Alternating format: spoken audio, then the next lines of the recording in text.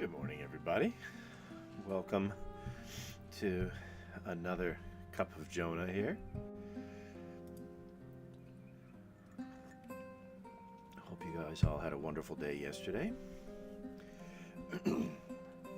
Of course, as always, don't forget to check out phoneboothpodcast.substack.com. All right. So, today is chapter 41. That God is the highest good.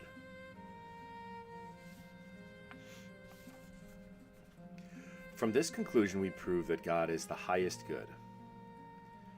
For the universal good stands higher than any particular good, just as the good of the people is better than the good of the individual. That's one of the claims that Aristotle makes in Nicomachean Ethics. Since the goodness and perfection of the whole stand higher than the goodness and perfection of the part. But the divine goodness is compared to all others as the universal good to a particular good, being, as we have shown, the good of every good. God is therefore the highest good. Furthermore, what is said essentially is said more truly than what is said by participation. But God is good essentially, while other things are good by participation, as we have shown. God is therefore the highest good. Now, interesting, I want to circle back for a second to this question of the universal good standing higher than any particular good. One interesting thing, yesterday or the day before, earlier this week, we talked about how I mentioned kind of as an aside about how theater, it was yesterday, we're talking about the ordering of emotions to the intellect, and that was the whole of the moral life. That was what Aristotle's claim was. Well, and we talked about how powerful theater is to either order or disorder the emotions. Oftentimes it's very subtle. For example, there's that movie Air Force One, I believe it was called, but the kind of like the finale, if you remember, in the end the president had to choose between disarming a nuclear weapon that was threatening to destroy a U.S. city or saving his own daughter. Now, of course, as tragic as it is, given his office and the responsibilities of his office, he's obliged to lead and guide the greater good, the common good. He instead chooses his daughter to save his daughter, ultimately just willing to sacrifice millions of people to and put his own personal good over that of the greater common good, right? And in this climax, so he makes the wrong decision, but it all works out. They end up stopping the nuclear weapon, and he thought a whole city was going to burn, but it ends up that they saved the city as well, and all is happy, and they got all your emotions going, so glad that he saved his daughter. Now, it's obviously a compelling movie, obviously very entertaining, but if you think of what that's doing emotionally, it's disordering, very subtly, the emotions, because it's training our emotions to prefer the particular good. At least in part, right? Because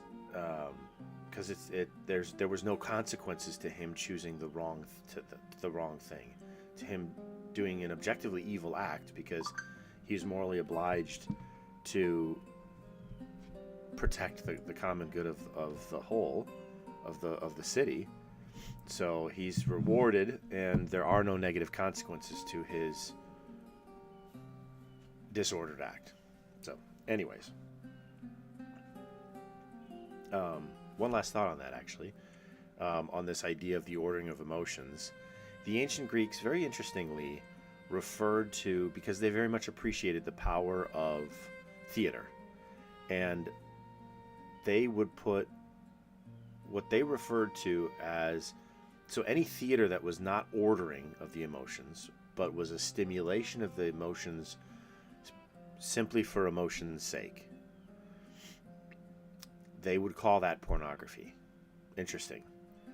So it wasn't just the inappropriate, immoral things of a sexual nature, as we say today, we refer to as pornography, but they would refer to anything and everything that aroused the emotions for the sake of that sense, that experience of the emotion itself for its own sake, without it being ordered to its proper end.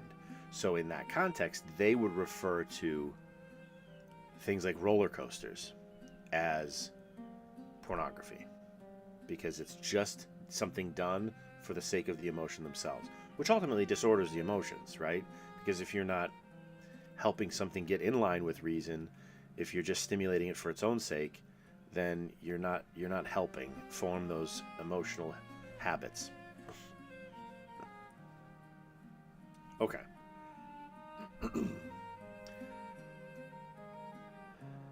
Again, what is great? Quote: "What is greatest in any genus is the cause of the rest in that genus." That's from the Metaphysics. "For a cause ranks higher than an effect, but as we have shown, it is from God that all things have the nature of good. Therefore, God is the highest good. Moreover, just as what is not mixed with black is more white, so what is not mixed with evil is more good. But God is most unmixed with evil, because evil can be in God neither in act nor in potency. And this belongs to God according to his nature, as we have shown. God is therefore the highest good.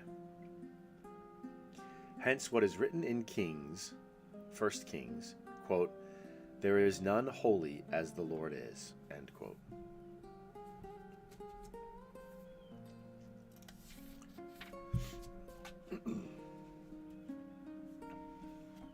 So he's not only good, he's not only the ultimate good, but he's the highest good.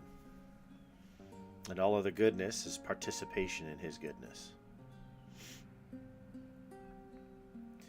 And as we saw yesterday, or day before rather, there can be no evil in God. So, very good stuff. Tomorrow, or rather, today's Friday, I always forget. Monday, we're actually going to have to split up chapter 42 into 2 readings, probably, I think we find. We're going to say that God is one, and that's a longer chapter. 1, I think he'll get into it here. I would imagine he would. But the definition of one is that it's distinct in itself, or that it's